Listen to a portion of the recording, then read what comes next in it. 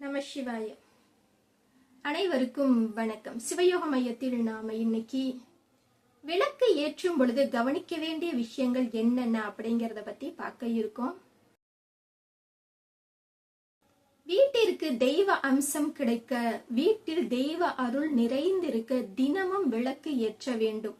இதற்காக இந்த நேரம், இந்த காலம், இந்த கிழமை அப்படின்னு இல்லாம தினமும் விளக்கு ஏற்றத ஒரு கடமையாக நீங்க கடைபிடித்து தினமும் விளக்கு ஏற்றணும் அப்படிங்கறதுல நீங்க கவனமா இருந்து விளக்கு ஏற்றினீங்கனாலே உங்க வீட்டிற்கு தெய்வ அருள் நிலைத்து இருக்கும். யார் ஏத்தணும், எப்ப ஏத்தணும், எந்த கிழமை ஏத்தணும், எந்த நேரம் ஏத்தணும் அப்படிங்கறதுல கவனம் செலுத்தாம வீட்டுல இருக்க யாரு வேணும்னாலும் உள்ளன்போடு உண்மையான பக்தியோடு விளக்கு ஏற்றும் பொழுது இறைவனின் அருளும் ஆசியும் உங்கள் குடும்பத்திற்கு கிடைக்கும். அதுவும் முக்கியமாக ஒரு நாளைக்கு 2 முறை காலை மாலைன்னு விளக்கு ஏற்றது மிகவும் முக்கியமான விஷயம்.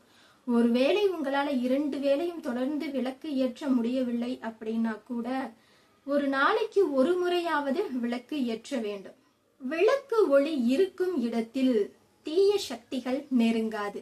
உங்களுக்கு இன்னும் தெய்வத்துடைய அருள் மிகவும் கிடைக்கணும் அப்படின்னு நீங்க நினைச்சீங்கன்னா விளக்கு ஏற்றும் பொழுது சுபம் கரோதி கல்யாணம் ஆரோக்கியம் தன சம்பதம் சத்ரு புத்தி விநாசாய தீபஜோதி நமோஸ்துதே அப்படின்ற மந்திரத்தை நீங்க தினமும் 1 முறையாவது விளக்கு ஏற்றும் பொழுது இந்த மந்திரத்தை சொல்லி நீங்க விளக்கு ஏற்றும் பொழுது இறைவனுடைய அருள் அந்த இடத்துல முழுமையாக இறங்கி இறைவனின் அருள் உங்களுக்கு கிடைக்கும்.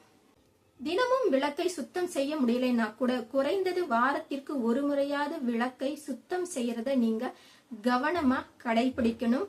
முக்கியமாக மஞ்சள் குங்குமம் இட்டு மலர்கள் சாற்றி நீங்க விளக்கு ஏற்றுங்க. விளக்கு ஏற்றும் பொழுது இந்த மந்திரத்தை சொல்லி நீங்க விளக்கு ஏற்றுனீங்கன்னா உங்களுக்கு இறைவனின் அருள் பரிபூர்ணமாக கிடைக்கும். இறைவனோட அருள் பரிபூர்ணமா கிடைச்சிட்டாலே உங்களுடைய வாழ்க்கையில எந்த ஒரு குறையும் இல்லாம சுபிக்ஷமா இருக்கும். நம சிவாய.